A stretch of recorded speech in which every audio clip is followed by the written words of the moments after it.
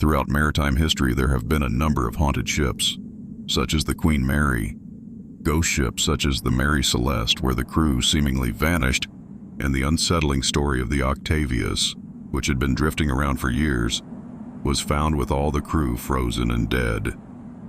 The ocean keeps its secrets, and with this first story, it left behind a vessel, no bodies, no blood, no sign of struggle. Just a drifting ship in the middle of the Atlantic, intact but empty. This is the story of the Mary Celeste, the most infamous ghost ship in maritime history.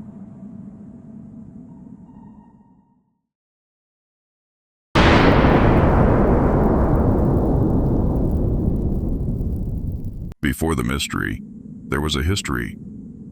The Mary Celeste began her life under another name, Amazon, built in 1861 at Spencer's Island, Nova Scotia.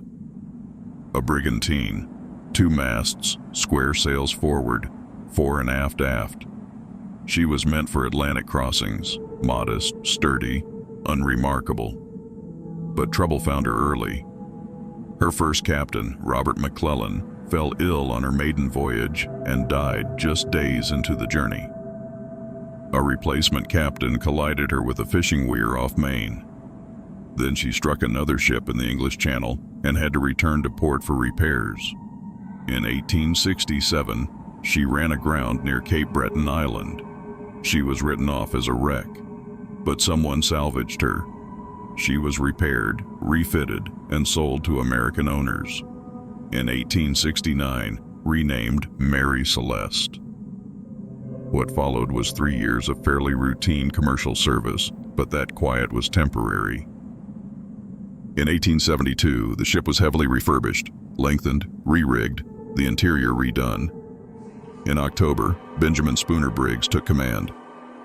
Briggs was no novice. A 37-year-old master mariner from Massachusetts, religious, respected, and experienced. He owned a share of the Mary Celeste. He brought with him a hand-picked crew of 7 men, all reliable, all vetted. Briggs also brought his wife Sarah and their 2-year-old daughter Sophia. Their 7-year-old son Arthur stayed behind in Massachusetts, likely due to schooling. The ship was loaded with 1,701 barrels of denatured alcohol, bound for Genoa, Italy. They departed New York on November 7, 1872. 8 days later, a British vessel named Dei Gratia, also headed for Europe, left port. Its captain, David Morehouse, may have known Briggs. Some reports say they dined together the night before. Others say that's unlikely. We'll never know for sure. What we do know is this. On December 4th, midway across the Atlantic, Dei Gratia spotted a vessel adrift. It was the Mary Celeste. When the Dei Gratia crew boarded the ship, what they found has haunted maritime history for over 150 years. The Mary Celeste was intact. The sails were damaged, some hanging loose. The wheel was unattended. The last log entry was dated November 25th, 9 days earlier. The lifeboat was gone. Below deck, the cargo was mostly undisturbed.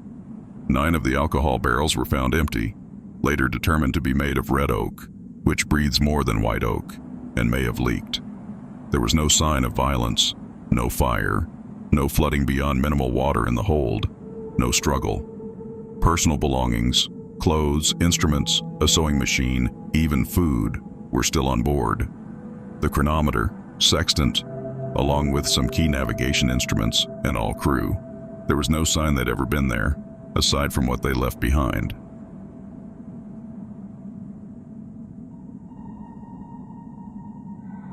The ship was brought to Gibraltar, where the British Vice Admiralty Court launched an inquiry. Attorney General Frederick Solly Flood, suspicious from the start, suspected foul play, perhaps a conspiracy to collect salvage money. He proposed theories that the Dei Gratia crew had attacked the Mary Celeste, or that Briggs and his crew had faked an abandonment. But no evidence held up. Alleged bloodstains turned out to be rust. Cuts on the bow were consistent with natural damage. The cargo, valued at $35,000, was untouched. Nothing was stolen. The court reluctantly awarded the De Gracia Salvers $1,700, far below expectations. No one was ever charged. The official cause of abandonment was never determined. In the absence of answers, theories emerged, some plausible, others not. 1. Alcohol fumes explosion. 9 barrels leaked. The fumes from industrial alcohol can be highly flammable. One theory suggests that Briggs feared an explosion in the hold. He may have ordered everyone into the lifeboat as a precaution, tethering it to the ship, but the line broke, leaving them adrift. Later experiments showed that alcohol vapor could indeed explode without fire, leaving behind no scorch marks. 2. Seaquake or waterspout. Some suggest that natural phenomena, a seaquake, sudden wave, or waterspout, might have startled the crew into abandoning ship. Yet again, no damage suggests anything that violent occurred. 3. Mutiny or piracy. Unlikely. No valuables were missing. The crew had no history of dissent or violence, no signs of a fight, no reason to kill the captain and his family, then disappear without a trace. 4. Structural failure or false sinking alarm. The ship's pump was found dismantled. Perhaps it failed, leading Briggs to believe the ship was taking on more water than it was. A faulty chronometer or misread barometer might have made him think land was closer than it was. But again, pure speculation. 5. Insurance fraud. Captain Gilman Parker, who later wrecked the Mary Celeste in 1885 for fraud, is sometimes confused with this voyage, but there's no evidence that Briggs was part of any scam. 6. Supernatural explanations. These belong more to fiction. Arthur Conan Doyle's short story in 1884 helped spread the legend of the Marie Celeste, changing facts, adding fiction. Ever since, stories of sea monsters, ghosts, and alien abductions have clung to the name like barnacles, but they solve nothing, and they explain even less.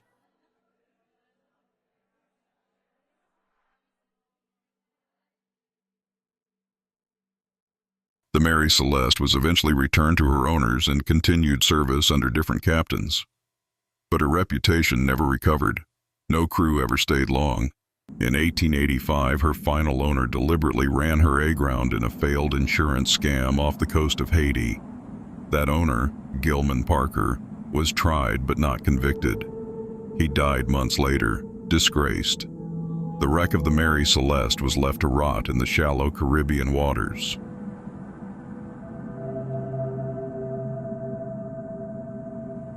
In the end, the story of the Mary Celeste remains what it always was, incomplete. No bodies were ever found, no definitive explanation surfaced, just a ship left behind with everything in place, except its people. It wasn't the first ghost ship, it won't be the last, but its quiet confusion, its lack of any clear catastrophe, is what makes it so enduring. There was no storm, no distress signal, just silence. And that silence is spoken louder than anything else for over a century. The ocean gives, and the ocean takes. But sometimes, it simply removes the people and leaves the ship behind, untouched, unexplained. The Mary Celeste crossed the Atlantic alone and became legend.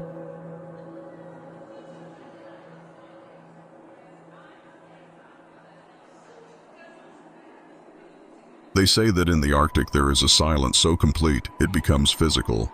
It presses against your chest, steals breath, turns time into something brittle. Here you'll hear of the Octavius, a ship swallowed by ice, abandoned, but somehow preserved. A vessel with a dead crew, forever frozen in the act of living. Whether she ever truly existed depends on whom you ask. But in every version, the horror is the same.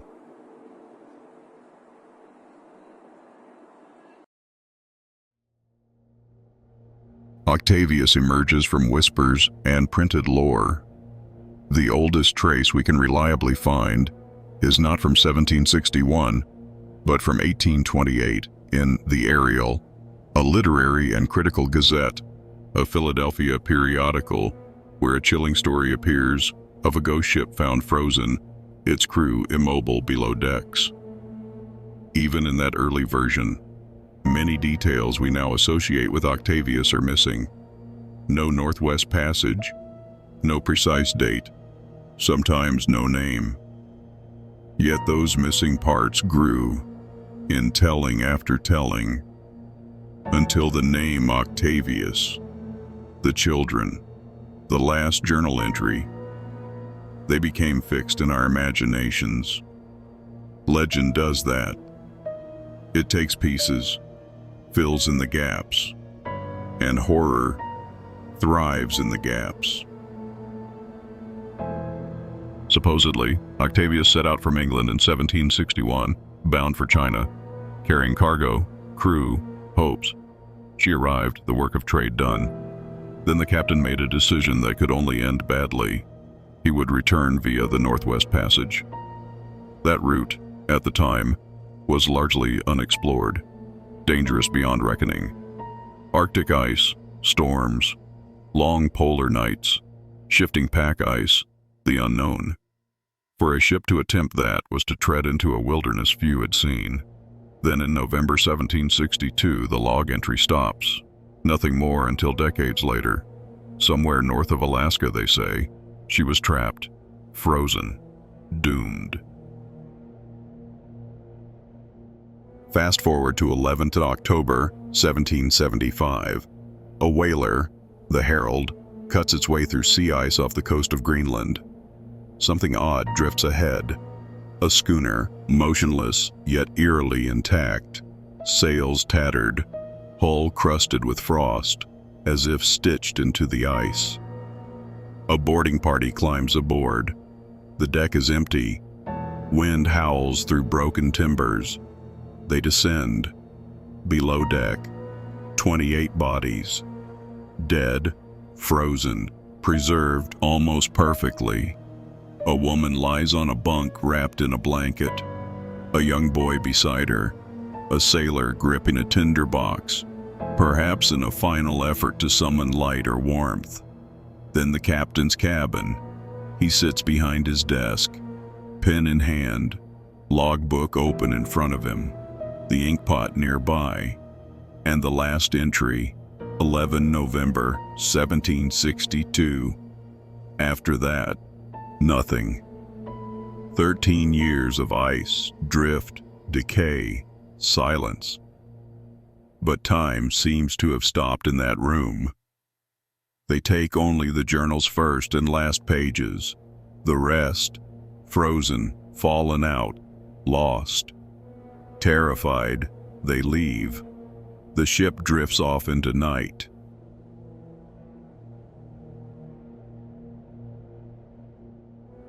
The log's last known recorded position, around 75 degrees N, 160 degrees W, about 250 miles north of Barrow, Alaska, that is deep into Arctic sea ice.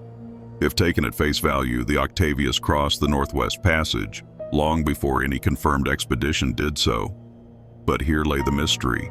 How could the ship and the log survive ice, storms, years drifting? How accurate was the navigator's map? How reliable are coordinates from crew under extreme duress, or already dying? Some ask whether the journal ever existed beyond the stories. No preserved copy has been universally authenticated. As with many scary ghostly stories, versions differ. In some tellings, the crew count is 28. In others, fewer. The names Octavius and Gloriana are sometimes used interchangeably or in different retellings. Not all mention the Northwest Passage. Some early versions omit the woman and child. The earliest known printed source, The Ariel, doesn't include the passage. Certain later writers added it, perhaps to heighten danger, to dramatize isolation, to place the horror in a frozen wasteland. Historians point out, there are no reliable ship registries, insurance documents, port records, or logs outside of the legend that mention Octavius. No proof that Herald recorded this in its logbooks. No one has found the middle pages of the log. No archaeological evidence.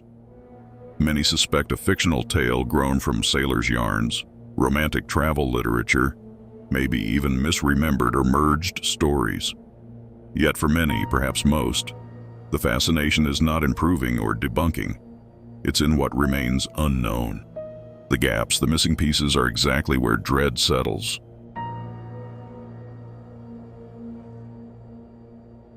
What could have happened if any of this is more than myth? Perhaps the Octavius did leave England in 1761, did navigate to China. On return, the captain gambled on the Northwest Passage, misjudging the ice, the season, the risks. Ice trapped the ship north of Alaska.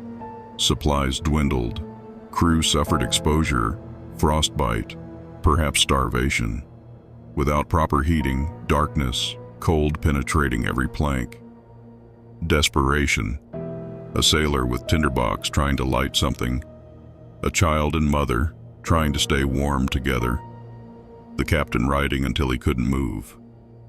Over time, bodies preserved by cold. The ship frozen into the pack, drifted as ice moved and fractured. Maybe in one season, freed, drifted across the passage, if parts of the route melted or opened, before being found. Or none of it happened. Or some version did. Perhaps a ship was lost, crew died, but many details were added later. The location, the journal, even the ghostly tableau, these may be inventions. What is it about Octavius that lingers in our bones? Because it's a story about isolation at its most absolute. Trapped in ice, left alone by seasons, forgotten. Because it makes visible the terrible fragility of human life in the face of nature's vastness. It's a caution. Every human plan, navigation, schedule, cargo, ambition, can shatter when you sail into the unknown. Because the Arctic is beautiful and merciless, and silence there is its own message. Also, we love ghost ships. Flying Dutchman, Mary Celeste, Orang Medan, all tales of lost souls, of mystery. They let us wrestle with what we don't understand, with our mortality, with the question, if you died in a place so remote, what trace, what record, what horror would be left?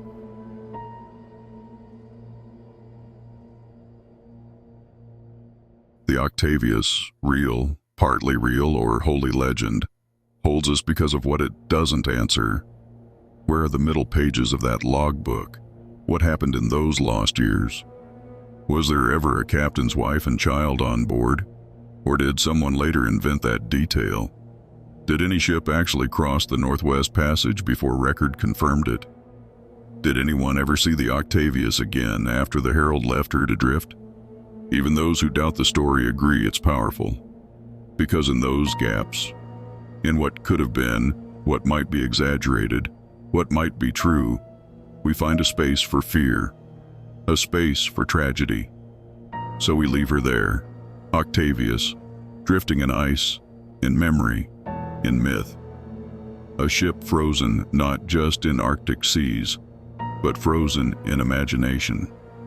If ever one day Arctic explorers find a wreck under layers of ice, perhaps they'll find bones, wood, and logs. Or perhaps nothing at all but silence. They called her a ghost ship, a 5-masted schooner built with promise, lost to legend. In January 1921, the Carol A. Deering was found grounded off the treacherous Diamond Shoals off North Carolina. Sails full, no crew, no bodies, no logbook, no explanation. The Carol A. Deering was built in 1919 at Bath, Maine by the G.G. Deering Company, named for the owner's son. She was, for her time, a grand schooner, 5 masts, 3 decks, roomy holds for cargo, yet outfitted with comforts, electricity, plumbing, even heating. When launched, she seemed destined for greatness. One of the last great commercial sailing vessels in an age of steam, her early voyages were successful. In 1920, she loaded coal in Norfolk, Virginia, bound for Rio de Janeiro, a long southern trade run. The original captain was William H. Merritt, a decorated World War I veteran. He'd once rescued a crew when his previous command sank under attack. But not long into that voyage, Captain Merritt fell ill and had to leave the ship. His first mate and son, Sewell Merritt, also left with him. The company appointed a replacement, Willis B. Wormel, an older experienced captain aged 66, to see the ship safely to Brazil and back. Thus began the last voyage. A ship in capable hands, yet already shadowed by change, by discontent, by risk.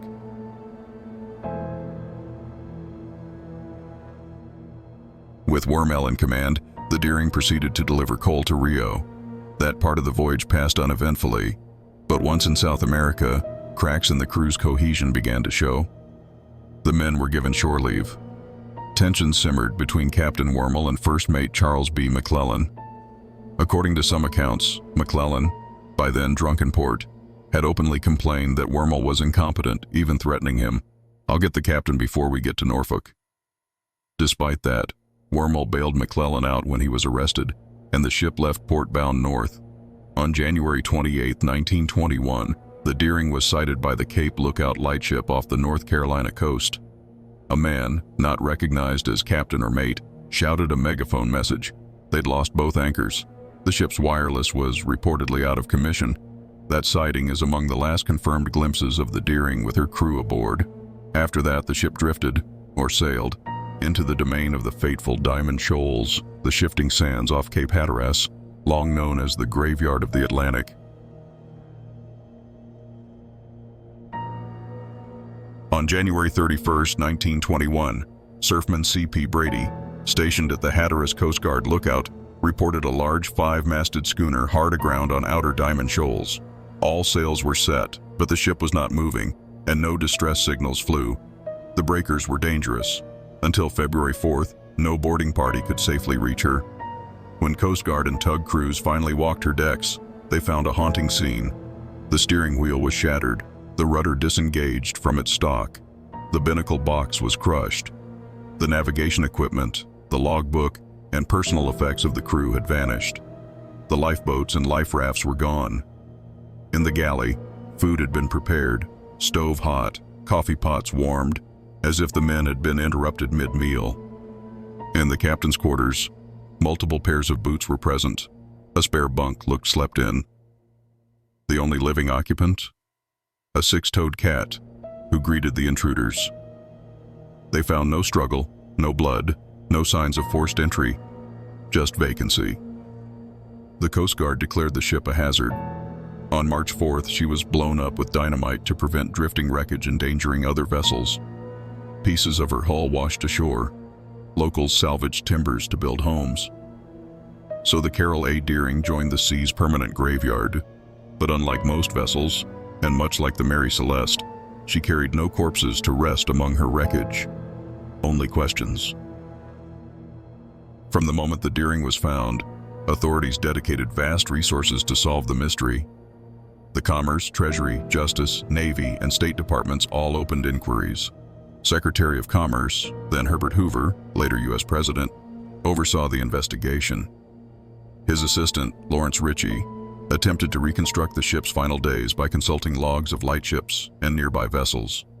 They compared the Deering's disappearance with similar vanishings, notably the freighter Hewitt. But the Deering had not been in an active storm path when she vanished, ruling some natural disaster theories out. Over time, multiple theories have been proposed. Below are some of the most debated. Theory A: mutiny, murder, and mass disposal. One elaborate hypothesis: First Mate McClellan, or some conspirator, murdered Captain Wormel, seized control, then forced or tricked the rest of the crew into the lifeboats, sabotaged them, and left no survivors. But then perished himself when his own boat sank or drifted. Adherents of this theory point to the abrupt change in handwriting in the log after January 23rd, the damaged steering equipment, and the total eradication of personal effects in lifeboats as evidence of a cover-up. But skeptics argue, one person, or even a small cabal, couldn't plausibly control a ship of that size and crew without leaving signs, and no bodies or debris from a sinking lifeboat were ever recovered. Theory B: piracy or hostile vessel intercept. The message in a bottle found April 11, 1921 off Buxton Beach read, "Deering captured by oil-burning boat. Something like chaser, taking off everything, handcuffing crew hiding all over ship, no chance to make escape. Finder please notify headquarters Deering." Attribution of the handwriting was assigned to engineer Henry Bates, and the bottle was found to have been manufactured in Brazil, lending plausibility. However, investigators later deemed the note a forgery. The finder, Christopher Columbus Gray, admitted to fabricating it in hopes of gaining public attention or a job at the light station. While reports of a steamer passing near the lookout lightship, its name obscured, feed rumors of hostile pursuit, no concrete confirmation ever emerged. Theory C: natural forces, storms, or rogue waves. Given the region's nickname, Graveyard of the Atlantic, it is tempting to blame nature, storms, rogue seas, shifting sands, or currents. But the timing and specifics don't align for a standard storm approach. The Deering was sailing away from known hurricane paths when she disappeared. Also, a crew under threat of disaster would likely have taken the lifeboats or signaled distress, yet none of those signs appeared. Theory D: paranormal, supernatural, or Bermuda Triangle logic. As with many unexplained maritime vanishings, the Deering has become entwined in legends of the invisible, the paranormal, or even the Bermuda Triangle. Some speculate the crew was plucked by forces beyond our understanding.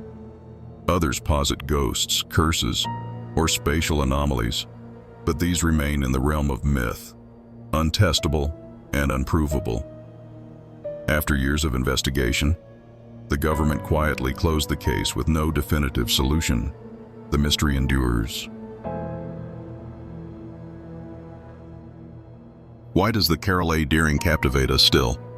Because she is a riddle without a face, an absence that begs meaning. Let's revisit the strongest threads. The drastic disappearance of personal items in the ship's log implies deliberate erasure. The simultaneous failure or sabotage of steering gear suggests active interference. The complete lack of bodies or debris from lifeboats strains any scenario of mass drowning or panic flight. The presence of the lone cat, alive and unscathed, underscores the peculiarity. If mutiny or murder was at play, the perpetrators had to be ruthless and meticulous. If piracy or hostile interception occurred, it was executed with surgical precision. If nature intervened, it waited until all possibility of escape vanished. Today, fragments survive. The ship's bell and capstan rest in the graveyard of the Atlantic Museum in Hatteras. In local lore, there are tales of ghostly sightings, silhouettes of white sails glimpsed offshore, phantom horns in the night, voices over the wind, none verified, but none entirely dismissed. To this day, the Carol A. Deering remains a caution, a reminder of the sea's merciless vastness and the fragile boundary between order and oblivion. Perhaps the most haunting truth is this: the deeper you look, the more the mystery contracts. It leaves no evidence, yields no confession. In that silence lies its terror. The Carol A. Deering story is both tragic and seductive. A true ghost ship, not because she floats unmanned, that would be simple, but because those who crewed her vanished without a trace. We will likely never know whether mutiny, piracy, nature, or something beyond our understanding caused the crew's disappearance. What remains are fragments, shadows, speculations. That is the domain of true mystery. If you walk the shores near Cape Hatteras tonight, listen for the whisper of sails, the faint clink of rigging, or the plaintive mew of a cat in search of her lost crew. Perhaps, in the hush between waves, you might hear what they never said. Thank you for joining this journey into the depths of the ocean. If you enjoyed these stories, please like, subscribe, and ring the bell so more lost tales may reach curious ears. Sleep well tonight, if you can.